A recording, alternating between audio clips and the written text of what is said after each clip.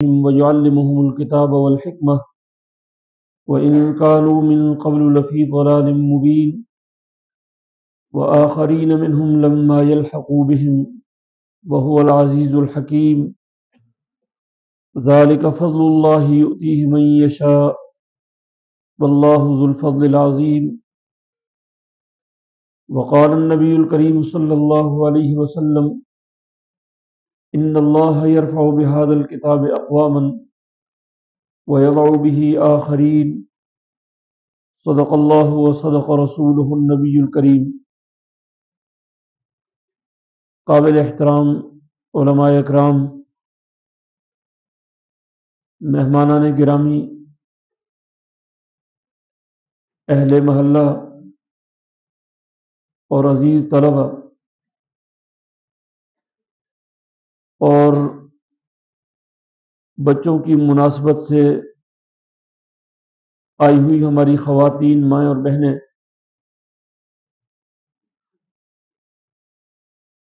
انسان جنت کی مخلوق ہے، یہ پیدا جنت میں ہوا ہے، اور جنت کا ماحول اس کو دکھا کر وہاں اس ماحول میں رکھ کر پھر اس کے بعد اس کے ذمہ ایک اسائنمنٹ ہے، ایک ذمہ داری ہے، ایک ٹاسک ہے جس کے لیے اس کو دنیا میں بھیجا گیا ہے۔ اور یہ ٹاسک یہ ہے کہ انسان نے اپنی انسانیت کو برقرار رکھنا ہے۔ انسان کا ایک پہلو وہ ہے جو فرشتوں کے ساتھ اس کو ملاتا ہے، اللہ کی معرفت کا پہلو، اس کی نورانیت کا پہلو، اس کی ملکیت کا پہلو، اور اس دنیا میں آنے کے بعد انسان کا ایک دوسرا پہلو ہے، وہ اس کی حیوانیت کا پہلو ہے۔ اس کی حیوانیت کا تقاضا یہ ہے کہ حیوانوں کی طرح پیٹ بھرے، کھائے اور پیے، اور اپنے جوڑے کے ساتھ رہے، اولاد کا سلسلہ اس کا ہو۔ یہ وہ قدر مشترک ہے جو انسان کی حیوانوں کے ساتھ مشترک ہے۔ اور دوسری طرف اللہ کا قرب اور اللہ کی معرفت، اور ان دونوں کی مثال ایسے ہے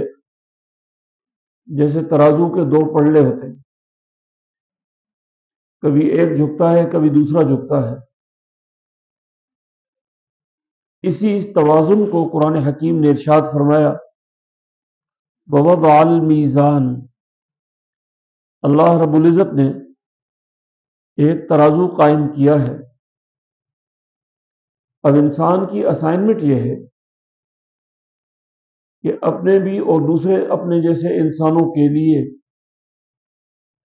ایسا ماحول بنائے کہ جس ماحول میں انسان کی انسانیت قائم رہے، نہ وہ فرشتہ بنے کیونکہ انسان کا مقام فرشتوں سے اعلیٰ ہے، جنگلوں اور غاروں میں جا کر دنیا سے کٹ کر اللہ کی تلاش کرے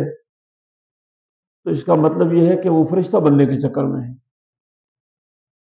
فرشتہ تو بن نہیں سکتا، اپنی انسانیت بھی کھو بیٹھتا ہے، اور نہ حیوان بنے کہ محض اس دنیا میں کھائے پیے، حرام حلال کی تمیز کیے بغیر اپنی خواہشات کو پورا کرے اور بس اسی کو سب کچھ سمجھے۔ نہ حیوان بنے اور نہ فرشتہ بنے، اور ان دونوں کے درمیان ایک متوازن مخلوق انسان بنے۔ اسی انسان کے لیے یہ ساری کائنات پیدا کی گئی ہے۔ اللہ کی ذات الرزاق ہے، تمام حیوانات کو، چرند اور پرند کو رزق دیتی ہے، لیکن انسان میں اور باقی مخلوقات میں فرق یہ ہے کہ ان کو رزق تیار ملتا ہے، دانا پانی ان کو ملتا ہے، جہاں گئے وہاں سے پانی پی لیا، نہ اپنی ملکیت کا کوئی دعویٰ، نہ دوسرے کا پانی اور دانہ ہونے کی وجہ سے حرام ہونے کا دعویٰ، جہاں گئے اپنا پیٹ پال لیا۔ لیکن انسان کے لیے اللہ رب العزت نے جو رزق رکھا ہے وہ زمین کی گہرائیوں میں رکھا ہے۔ نبی اکرم صلی اللہ علیہ وسلم نے ارشاد فرمایا، اطلب الرزق فی خبایا الارض، زمین میں جو چھپا ہوا رزق ہے اس کو تلاش کرو۔ اس رزق کی تلاش کے لیے جدوجہد کرنا یہ انسانی خصوصیت ہے۔ پانی بھی ہر جگہ جوہر کا پانی نہیں پیتا، بلکہ کنواں کھود کے، بورنگ کروا کے، فلٹر لگا کے پانی کو استعمال کرتا ہے، پانی کی تلاش میں نکلتا ہے، زمین کھود کر پانی لیتا ہے۔ اب یہ سمجھنا